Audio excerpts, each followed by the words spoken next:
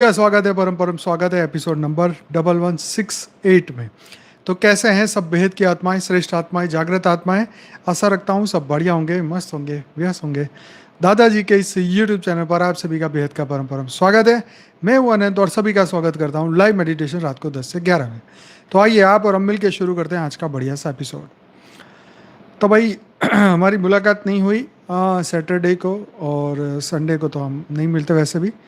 तो ज़रूर से आपने पॉडकास्ट हमारा देखा होगा, स्पिरिचुअल पॉडकास्ट विद आनंद की यूट्यूब चैनल पर। दिल्ली से हमारे बहन थे, उनका पॉडकास्ट हमने रखा हुआ है। जिन्होंने नहीं देखा ज़रूर से देखिएगा, बहुत ही अच्छा पॉडकास्ट है। तो आप जानते ही हैं गर्मी खूब चल रही है यहाँ पे गुजरात अहमदाबाद। ज़बरदस्त धूप तेज आ रही है, 46 डिग्री।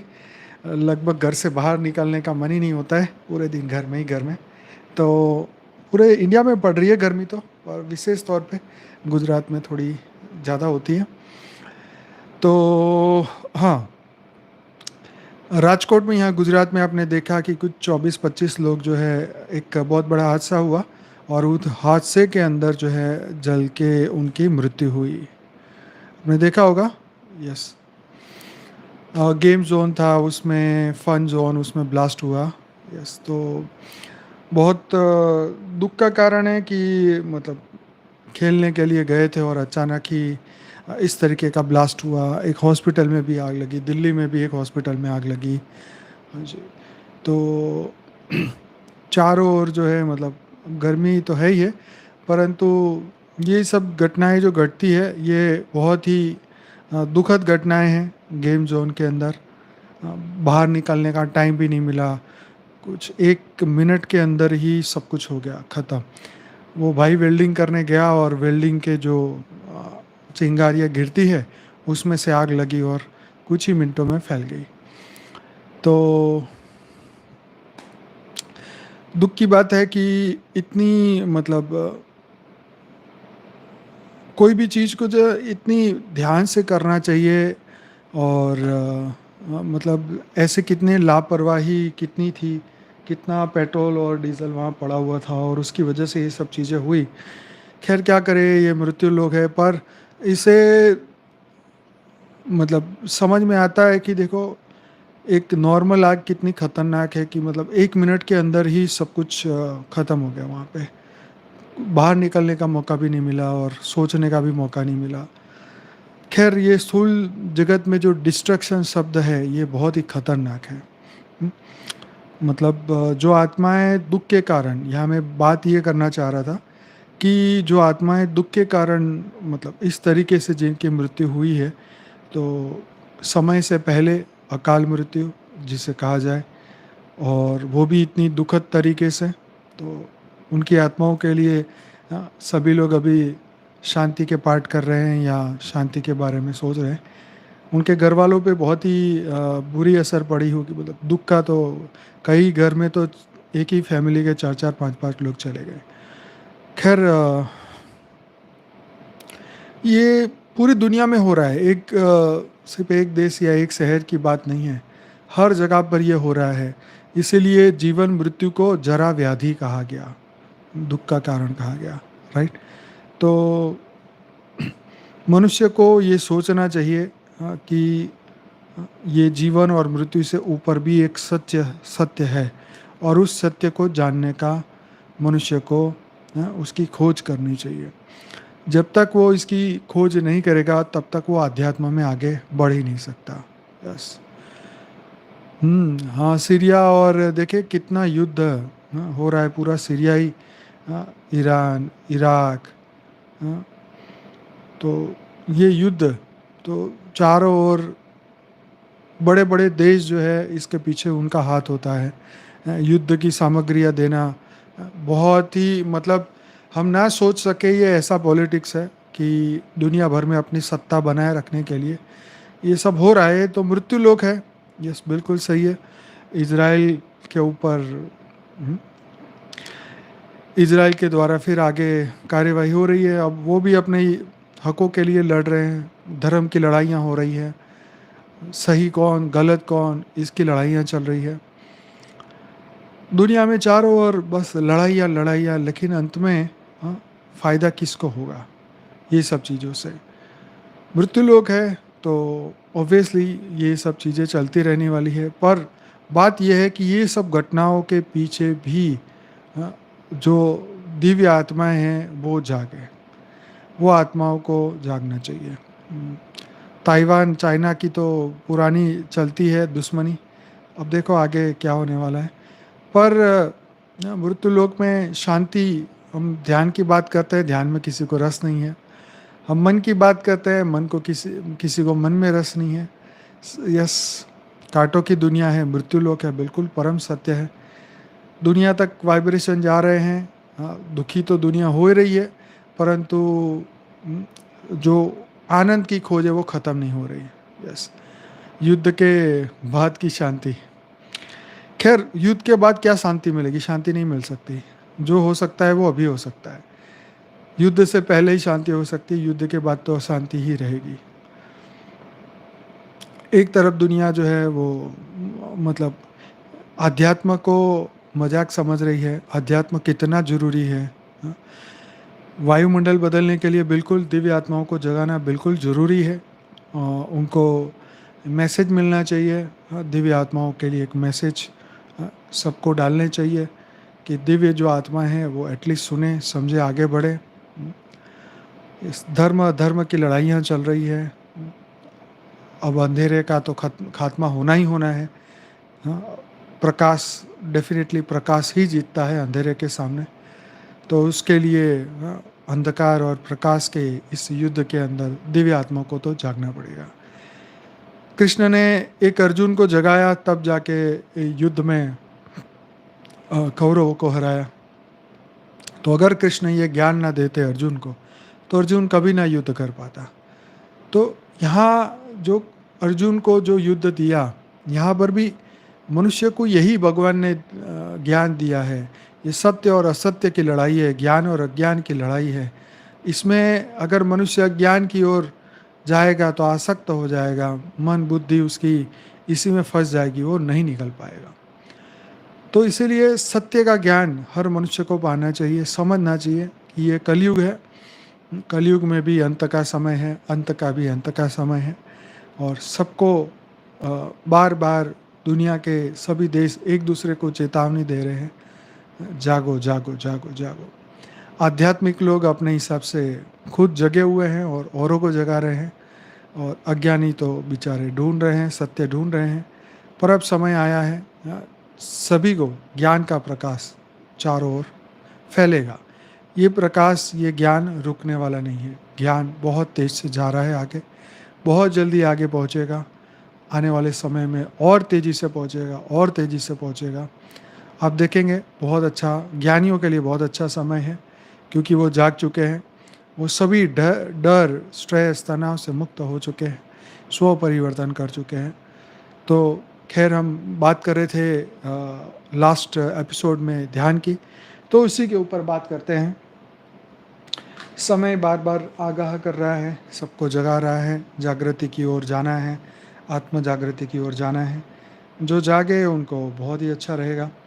तो ध्यान की गंभीरता व गंभीर स्थिरता, तो हम बात कर रहे थे उस दिन वर्ल्ड मेडिटेशन डे से हमारी शुरुआत हो रही थी। बीच में कुछ एपिसोड लिए, कभी कुछ एपिसोड लिए।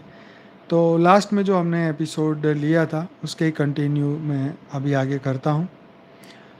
तो ध्यान की गंभीरता व गंभीर स्थिरता व्यक्ति के चारों ओर सकारात्मक स्थितियों का निर्माण करती है।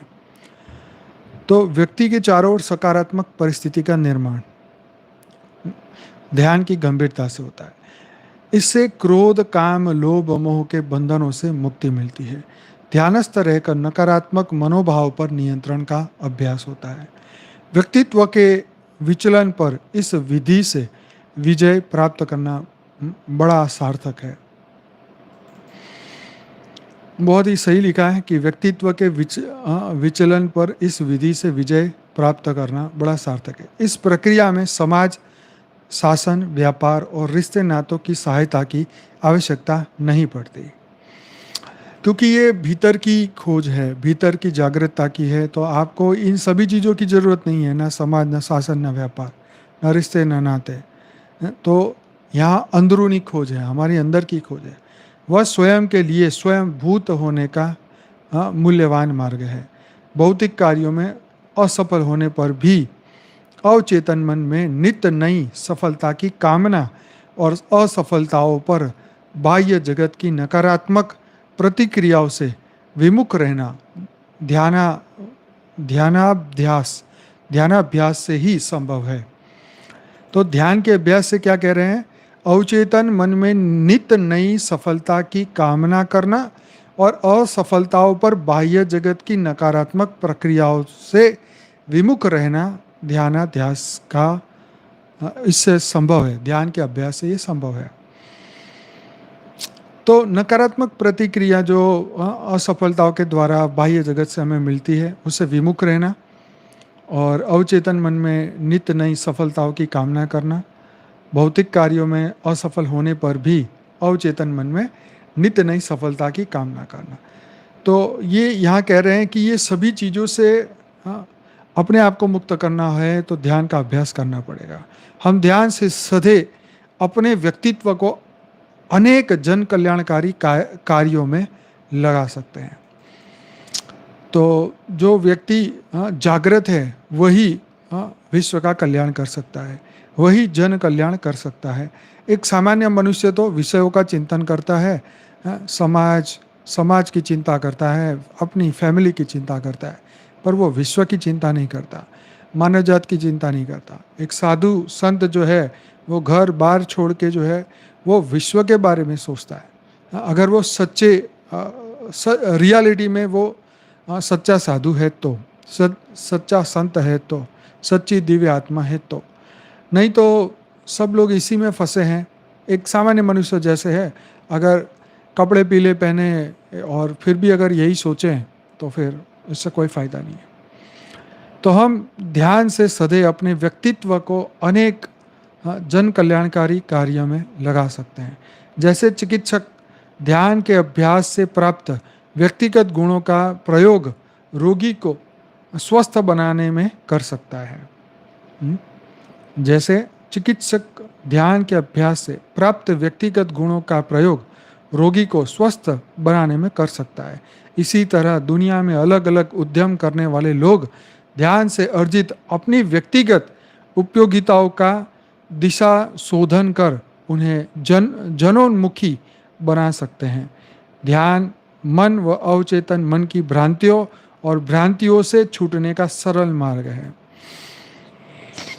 अवचेतन मन में भ्रांतियाँ और भ्रमों की बहुत सारी भ्रांतियाँ पड़ी हुई है। उन सब से छूटने का मार्ग है सरल ध्यान का मार्ग, ये लोग कह रहे हैं। एक व्यक्ति को जागृत होना इसीलिए जरूरी है क्योंकि एक अगर व्यक्ति जागृत हो जाए तो समाज को एक नई दिशा दिखा सकता है। हर व्यक्ति को अपना मैक्सिमम ध्यान के माध्यम से, योग के माध्यम से, ज्ञान के माध्यम से अपने हर डाउट को धीरे धीरे क्लियर करके विश्व में अपने ज्ञान से, विश्व में अपने ज्ञान के द्वारा औरों का कल्याण करना चाहिए। जो लोग ढूंढ रहे हैं सत्य को, उनको मदद करनी चाहिए। उनको जो दिव्य आत्मा है, उनको जो धरती पर आई है, फंसी है, उनको जगाने के लिए पूरा प्रयास करना चाहिए। ध्यान का आत्मिक विस्तार होना चाहिए। इसकी सहायता से विषयों के आकर्षण ध्वस्त होते हैं और विघ्नों विकारों से मुक्त होने का अडिम संकल्प बनता है। तो बहुत बढ़िया बात है कि ध्यान का आत्मिक विस्तार होना चाहिए, आध्यात्मिक विस्तार, ध्यान का आत्मिक विस्तार होना चाहिए। तो ध्यान की जो शक्तियाँ हैं, जो आत्मा के अंदर जो अथाह गहराइयों में अनंत शक्तियाँ हैं, वो ध्यान के माध्यम से ही वो जागृत हो जाएगी। लेकिन ऐसा ध्यान, इतना गहरा ध्यान करने के लिए आपको बड़ी गहरी अवस्था में जाने के लिए बहुत पुरुषार्थ के साथ आपको लगातार कंटिन्यू हर दिन प्रयत्न करना पड़ता है। जितने जितने गंभीरता से आप ध्यान के महत्व को समझेंगे, आपको एक एक पल का कीमत पता चलेगी, एक एक पल की वैल्यू पता चलेगी कि हम गहरे ध्यान में जाके कितनी शक्तियों को जगा सकते हैं। इसकी सहायता से विषयों के आकर्षण ध्वस्त होते हैं और विघ्नों विकारों से मुक्त होने का अड़िग संकल्प बनता है, अड़िग संकल्प बनता है। तो ये बहुत सही बात लिखी है कि ध्यान की सहायता से विषयों के आकर्षण ध्वस्त होते हैं और विघ्नों विकारों से मुक्त होने का अड़िग संकल्प बनता है। मनुष्य जीवन का लक्ष्य क्या है, क्या हो, इस प्रश्न के यथोचित उत्तर ध्यान के दैनिक अभ्यास से अवश्य मिल जाते हैं। तो पहले 4 मुख्य विधियां हैं वो चर्चा करते हैं। सिद्धासन में बैठकर सर्वप्रथम भीतर की वायु को श्वास के द्वारा गहराई से बाहर निकालें, अर्थात रेचक करें। फिर कुछ समय के लिए आंखें बंद कर केवल श्वासों को गहरा गहरा ले और छोड़े। इस प्रक्रिया में शरीर की दूषित वायु बाहर निकलकर मस्तिष्क शांत और तन मन प्रफुल्लित हो जाएगा। ऐसा प्रतिदिन करते रहने से ध्यान जागृत होने लगेगा। सिद्धासन में आंखें बंद करके बैठ जाएं, फिर अपने शरीर और मन पर से तनाव हटा दे, अर्थात उसे ढीला छोड़ दे। चेहरे पर से भी तनाव हटा दे। बिल्कुल शांत भाव हो महसूस करें। महसूस करें कि आपका संपूर्ण शरीर और मन पूरी तरह शांत हो रहा है। नाखून से सिर तक सभी अंग शिथिल हो गए हैं। इस अवस्था में 10 मिनट तक रहें। यह काफ़ी है साक्षी भाव को जानने के लिए। तो शरीर की गतिविधियों में से शरीर के पूरे दिन के शरीर के अंदर जो हमने विचारों के द्वारा अशांति फैलाई है और ऑटोमेटिकली होती है, हम जान के नहीं करते, अपने आप भय, चिंता, स्ट्रेस, तनाव दिख जाता है, आ जाता है। तो 10 मिनट के लिए अगर इस तरीके की अवस्था में बैठने से धीरे धीरे साक्षी भाव जागृत होने लगता है। साक्षी भाव मतलब शरीर अलग, मैं अलग, मैं मतलब आत्मा और शरीर अलग होना महसूस कर पाएंगे। जब तक आप ये ना महसूस करें तब तक आपको इसमें सफलता नहीं मिलेगी। किसी भी सुखासन में आंखें बंद कर शांत व स्थिर होकर बैठ जाएं। फिर बारी बारी से अपने सिर के पैर के अंगूठे से लेकर सिर तक अवलोकन करें। इस दौरान महसूस करते जाएं कि आप जिस अंग का अवलोकन कर रहे हैं वह अंग स्वस्थ व सुंदर होता जा रहा है। यह है सेहत का रहस्य। शरीर और मन को त्याग करें ध्यान से, शरीर और मन को तैयार करें ध्यान से। आगे चौथी विधि क्रांतिकारी विधि है जिसका इस्तेमाल अधिक से अधिक लोग करते आए हैं। इस विधि को कहते हैं साक्षी भाव या दृष्टा भाव में रहना, अर्थात देखना ही सब कुछ हो, देखने के दौरान सोचना बिल्कुल नहीं। यह ध्यान आप कभी भी कहीं भी कर सकते हैं। सड़क पर चलते हुए इसका प्रयोग अच्छे से किया जा सकता है। देखें और महसूस करें कि आपके मस्तिष्क में विचार और भाव किसी छत्ते पर भिन-भिना रही मधुमक्खी की तरह है, जिन्हें हटाकर मधु का मजा लिया जा सकता है। तो ये जो कह रहे हैं ना कि भी मतलब एक विचार आता है और उसी को सोचते सोचते ध्यानस्थ हो जाते हैं, लेकिन वो विचार हद की दुनिया का है तो वो तो हद की दुनिया में तो हम खो ही रहते हैं, इसमें कोई नई बात तो है नहीं। परंतु यहाँ पे विश्व कल्याण के एक संकल्प को लेके अगर हम उसके ऊपर ध्यान लगाते हैं तो धीरे धीरे धीरे सबसे ये सबसे बढ़िया विधि है। तो एक विचार को लेके जब उसके ऊपर ध्यान किया जाता है, कभी मैं विश्व कल्याण करने के लिए ये ध्यान कर रहा हूँ, मैं विश्व कल्याणकारी आत्मा हूँ, मैं दिव्य आत्मा हूँ, चैतन्य आत्मा हूँ, परम आत्मा हूँ, सिद्ध आत्मा हूँ। इस तरीके से संकल्प करके विश्व कल्याण के लिए बैठे तो उसका जो आउटपुट है वो बहुत ही अच्छा होगा, मतलब उसका रिजल्ट बहुत ही अच्छा होगा।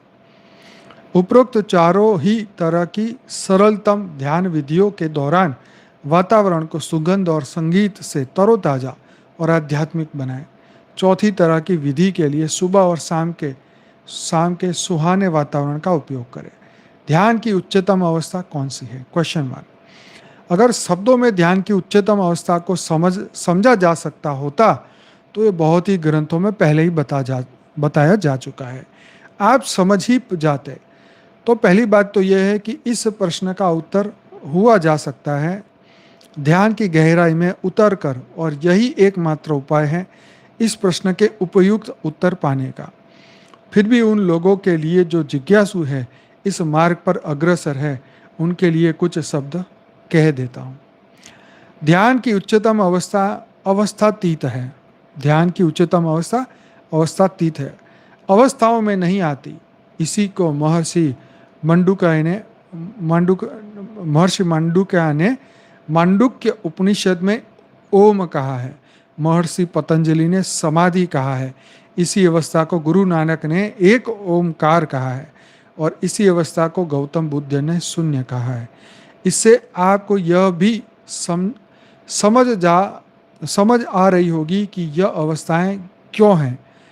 इसलिए क्योंकि अवस्थाएं मनुष्य के अनुभव में आती है। यह बात अनुभव के भी परे की बात है, मन के परे की बात है। जैसे जैसे आप ध्यान की गहराई में उतरते हैं, आप गहन शांति का अनुभव करते हैं। देखो यहाँ पे जो महर्षि मांडुक्य ने जो मांडुक्य उपनिषद में ओम कहा, फिर पतंजलि जी ने समाधि कहा, गुरु नानक ने ओमकार कहा, गौतम बुद्ध ने शून्य कहा, तो चारों ने अपनी अपनी ध्यान की गहरी अवस्था में जाके उन्होंने इसका नाम तय किया। ठीक है, तो हम कहते हैं कि बेहद की परम शांति। बेहद की परम शांति एक ऐसी स्थिति है जो इध हद की दुनिया से ऊपर में जाके, बेहद में जाके जो हम परम शांति की अनुभूति करते हैं, वो है बेहद की परम शांति। बापूजी चाहते हैं कि ये बेहद की परम शांति जो है पूरे विश्व में, पूरे तमाम आत्माओं को, पूरे मल्टीवर्स की आत्माओं को ये महसूस हो। तो जिसने जो समझा उन्होंने उसका अंतिम लक्ष्य बता दिया। चाहे समाधि बताई, चाहे ओमकार कहा, चाहे शून्य में कहा, चाहे ओम कहा, पर जाना कहाँ है? इसी अवस्था में जाना है। परंतु शास्त्रों के अनुसार, उनके ज्ञान के अनुसार, उनके ध्यान के अनुसार ये जो स्थितियां हैं, वो स्थिति आत्मस्थ होके खत्म हो जाती है। आत्मा से परे की बात नहीं है, वो आत्मा में, साक्षी भाव में आत्मस्थ होने की बात है। लेकिन यहाँ पे उन्होंने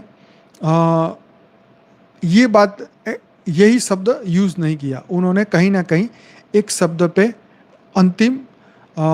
अंतिम लक्ष्य बता दिया कि ओम में स्थिर हो जाओ, समाधि में स्थिर हो जाओ, ओमकार में स्थिर हो जाओ, और गौतम बुद्ध ने शून्य कह दिया कि शून्य में स्थिर हो जाओ। तो उन्होंने विचार की शून्यता को ही अंतिम स्थिति मान ली, परंतु मूल स्वरूप के ऊपर ध्यान नहीं गया। राइट, मनुष्य का जो मूल स्वरूप है उसके ऊपर तो हद की दुनिया की बुद्धि वहीं पर आके अटक गई कि इससे ऊपर की तो हमारी बुद्धि है नहीं, तो हम यहीं पर ही शून्यता की अनुभव करें, तो बस यही हमारे लिए बहुत बड़ी बात है। राइट, परंतु जैसे जैसे आत्मा की अथाह गहराइयों में जाएंगे, आत्मा की अथाह गहराइयों में जाएंगे, तब इन सभी स्थितियों से ऊपर उठते उठते अंतिम ध्यान जो आएगा वो अपने स्वरूप का ध्यान आएगा। स्वरूप वही जो रियल में हमारी वास्तविकता है। हद के ज्ञानियों ने उसे आत्मा की अंतिम स्थिति बता दी, क्योंकि आत्मा से आगे तो कोई कुछ नहीं जानता। कईयों ने आत्मा से परमात्मा बनने की बात कर दी, जिससे ब्रह्म स्वरूप की स्थिति कही गई। आत्मा से परमात्मा बनने की बात कही, जीव से शिव बनने की बात कही, और ब्रह्म स्वरूप बनने की, अहम ब्रह्मास्मि की बात कही, सोहम की बात कही, शिवोहम की बात कही, सर्वोहम की बात कही। बात थी कि यहीं तक हम पहुँचे। यस, डेफिनेटली कि इस अवस्था पे पहुँचने के लिए सबने अपना अपना अंतिम लक्ष्य सबको बता दिया। अब आत्मा की अथाह गहराइयों में अपने स्वरूप का ज्ञान तो है, सामान्य मनुष्य नहीं जान पाएगा, क्योंकि वो आत्मा को जानना नहीं चाहता। वो सोचता है कि मैं आत्मा को जान के करूँ क्या।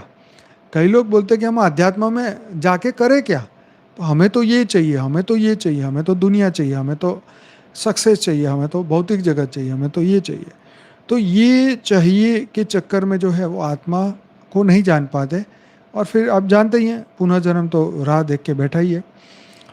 तो इससे इससे आपको यह भी समझ आ रही है कि यह अवस्थातीत क्यों है। इसलिए क्योंकि अवस्थाएं मनुष्य के अनुभव में आती हैं। यह बात अनुभव के भी परे की बात है, मन के परे की बात है। जैसे जैसे आप ध्यान की गहराई में उतरते हैं, आप गहन शांति का अनुभव करते हैं। फिर एक मोड़ आता है, जैसे कह ले कि पानी धीरे धीरे उबल रहा था, फिर एक क्षण आया जब पानी भाप बन गया। इसी तरह ध्यान की गहराई में उतरने पर एक क्षण आता है जब आप स्वयं को चैतन्य रूप में पाते हैं, शरीर मन और चित्त से परे। यह अवस्था है जिसमें व्यक्ति शेष नहीं रहता, अहम शेष नहीं रहता, केवल एकत्व रह जाता है। यह एकत्व कोई अवस्था नहीं है, यह आपका मूल स्वरूप है, सत्य है। एक ही बिंदु विचार या वस्तु पर मन व चित्त को स्थिर करना ध्यान की सर्वोत्तम अवस्था है। ध्यान एक ऐसी अवस्था है जिसमें किसी एक बिंदु विचार या वस्तु पर अपने चित्त को, अपने मन को स्थिर किया जाता है। यह एक ऐसी अवस्था है जिसके सामने संसार के समस्त सुख व्यर्थ है। यह ध्यान की उच्चतम अवस्था में ही संभव है। तो जब इंसान थका हुआ होता है तो क्या बोलता है कि बस अब गहरी नींद आ जाए और शांति से सो जाओ। तो जो नींद में पहुंच के उसको शांति की अनुभूति मिलती है, हाँ, तो अगर किसी व्यक्ति को करोड़ों, उसको बोल दिया जाए कि भाई तुम्हें करोड़ों रुपए दिए जाएंगे अगर आप लगातार 1 महीना जागना है जी, सुबह शाम सुबह शाम सुबह शाम, बस पैसे ही पैसे, हर दिन तुम्हें 5 लाख 10 लाख मिलेंगे, पर सोना नहीं है। इंसान कितने दिन इस भौतिक जगत का आनंद लेगा बताओ। एक बार तो ऐसा समय आएगा, वो कहेगा भाई कुछ नहीं चाहिए, बस मुझे गहरी शांति चाहिए, मुझे सोने दो, मुझे गहरी नींद चाहिए। तो भगवान ने ये नींद इसीलिए बनाई कि कुछ मूढ़ लोग इसकी महत्वता को समझे और ये समझे कि अगर नींद में इतनी शांति है तो इससे आगे क्या है। अगर अंधेरे में इतनी, अगर अंधेरे में भी जाके इतनी शांति मिलती है, गहरी नींद में जाके इतनी शांति मिलती है, तो ज्ञान मार्ग में गहरे ध्यान में जाके कितनी शांति की अनुभव की जा सकती है। अब इसकी एडवर्टाइजमेंट दुनिया में कहीं नहीं हो रही। कितनी दुख की बात है। मतलब कितनी सीधी सी बात है कि तुम लगातार कितने दिन जाग सकते हो। चलो आपको मौका मिल जाए, वो नहीं, एक स्टोरी थी ना कि तू भाग, जितना भागेगा इतनी तेरी जमीन होगी। इंसान दौड़ता गया, बस उन्होंने कहा कि तुझे जाना है, वहाँ पे अपना खंबा लगाना है और वापस निशान लगाना है, वापस आ जाना है। तो जब वापस यहाँ आ जाएगा तो जितने दूर तक जाके आएगा उतनी सब जमीन तेरी होगी। अब इंसान दौड़ रहा है, ऐसी दौड़ रहा है जिसका कोई अंत नहीं है। अब इस दौड़ का क्या अंत है बताओ। जब तुम जा रहे हो वापस आने के बारे में सोच ही नहीं रहे हो, तो फिर कहाँ होगा। हाँ, तो फिर मध्य में अटक जाओगे। तो भौतिक शांति भी पाने के लिए कुछ तो छोड़ना पड़ेगा। काम करने का भी एक लिमिट है। 8 घंटे करो, 10 घंटे करो, 12 घंटे करो, 15 घंटे करो। तुम 24 घंटे तो काम नहीं कर सकते, और करोगे भी तो 2 दिन कर लोगे, 3 दिन कर लोगे, लगातार नहीं। तो ये हर मनुष्य के लिए बहुत अच्छा एग्जाम्पल है कि जैसे शांति की नींद चाहिए, ऐसी नींद नहीं कि तुम अभी सोने गए और तुम आके कोई हाथ हिला रहा है तो कोई पैर हिला रहा है, तुम्हें सोने ना दिया जा रहा है। ऐसी नींद नहीं चाहिए, शांति वाली नींद चाहिए, है ना। तो एक स्टोरी और भी थी ना कि भाई तुम इतना पैसा कमा रहे हो, क्या करोगे। बोले शांति से आराम करेंगे, मज़े से, और क्या करेंगे। तो बस वही है कि जितनी भी दौड़ भाग करके जैसे शांति की ज़रूरत है, ऐसी गहरी ध्यान में जाने की बहुत ज़रूरत है। गहरे ध्यान में जाके ही आत्मा की अथाह गहराइयों से आत्मा जागृति का वो पल आएगा जब आप इस अथाह गहराइयों में जाओगे, ध्यान की गहराइयों में जाओगे, फिर आपको आत्मा जागृति होगी। फिर आत्मा का जो अमूल स्वरूप है उससे आपका कनेक्शन होगा, फिर आपके मन को शांति मिलेगी। हाँ, किसी को सोने ही ना दिया जाएगा, उसका मन कैसा हो जाएगा, चिड़चिड़ा हो जाएगा। तो मन को भी शांति कहाँ से मिलती है, उसको गहरे शांति में लेके जाया जाए, उसको गहरी नींद में लेके जाया जाए, तो ही मन स्वस्थ रहेगा। मन स्वस्थ रहेगा तो ही शरीर स्वस्थ रहेगा। तो देखो, एक एक अगर नींद अच्छी ना आए, आज देखो कोई भी डॉक्टर के पास जाओ तो क्या बोलते हैं, फुल आराम करो, एकदम फुल आराम करो।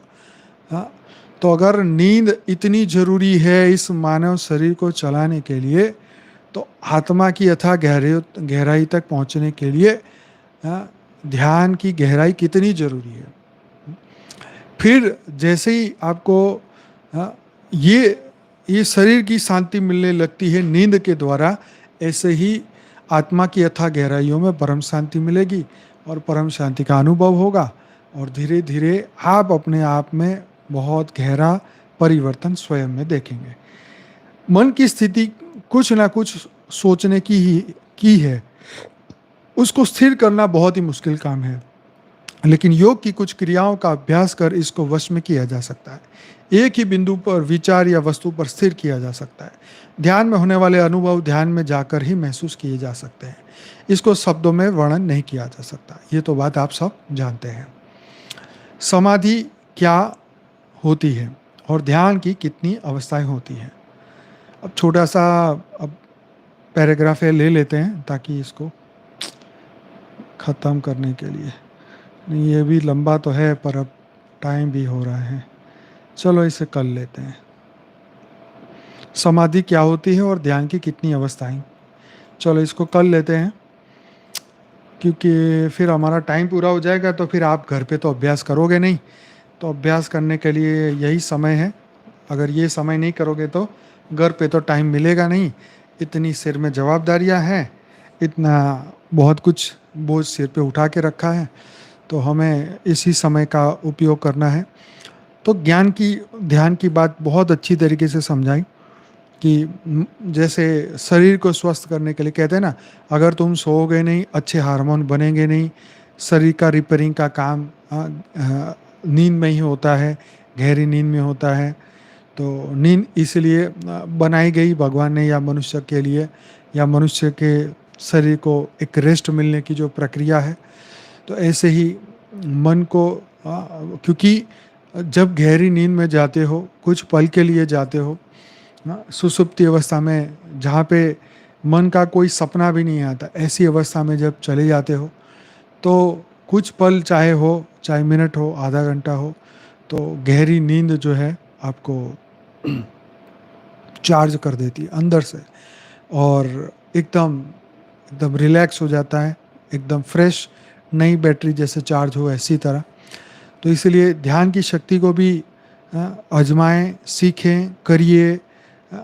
कोई कुछ भी कहे, जो उसके मन में आए वो जो बोलना है बोले, लेकिन नियम बना के ध्यान करिए, योग करिए, साधना करिए, आत्म जागृति के उस पल तक पहुँचिए और देखिए कि आपका जीवन कैसे बदलता है। चलिए, तो आप सभी का बहुत बहुत धन्यवाद। यस, सभी दिव्य आत्माओं का बहुत बहुत धन्यवाद। तो अब हम जाएंगे, गहरे ध्यान में जाएंगे, लेकिन हम एकदम क्या कहते हैं, परम शांति के साथ जाएंगे। अब मैं कोई भी कमेंट्री नहीं करूँगा, एकदम शांति से हम। आज इतना सुनने के बाद आपका मन शांत तो हो ही गया होगा, अब इसमें कोई कमेंट्री की ज़रूरत नहीं है। ज्ञान इसलिए आपको सुनाया जाता है ध्यान से पहले कि आप धीरे धीरे धीरे मन के बाहर की सभी अवस्थाओं से मुक्त हो जाए, बाहर की सभी बातों से मुक्त हो जाए, और धीरे धीरे अपने गहराई में ध्यान करने की एक आपकी स्टेज बन जाए। इसीलिए हम इसको ज्ञान सुनाते हैं। ज्ञान से बाहर का जो मन के जो आवरण है वो सब शांत होते होते होते आपको बहुत हेल्प मिलती है कि आप ध्यान में बड़े आसानी से पहुँचे। तो अभी सभी लोग अपना एकदम परम शांति से आंखें बंद करके रिलैक्स होके परम महाशांति के साथ आगे बढ़े। जो भाई या बहन आज पहली बार आए हैं उनको कहूँगा कल रात को आइएगा 10 से 11, हमारा डेली चल रहा है एपिसोड। आप भी आइए। वीडियो ख़त्म होने के बाद आप कमेंट में जो लिखना है लिख देना, कल हम उस कमेंट को पढ़ेंगे और उसका जवाब देंगे। तो अभी फ़िलहाल हम हमारा समय है ध्यान का। आपका बहुत-बहुत धन्यवाद।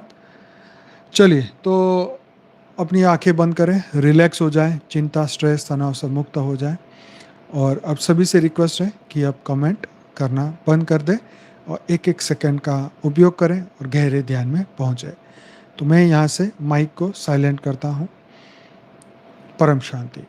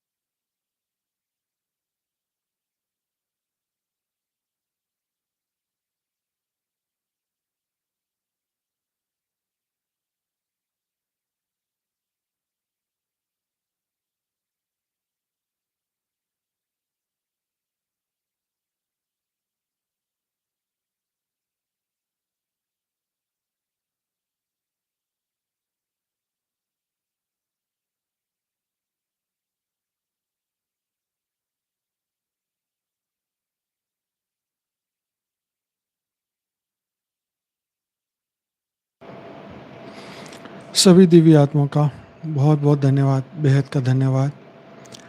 मिलते हैं कल रात को 10 बजे। बेहद की परम महाशांति है, महाशांति है, महाशांति है।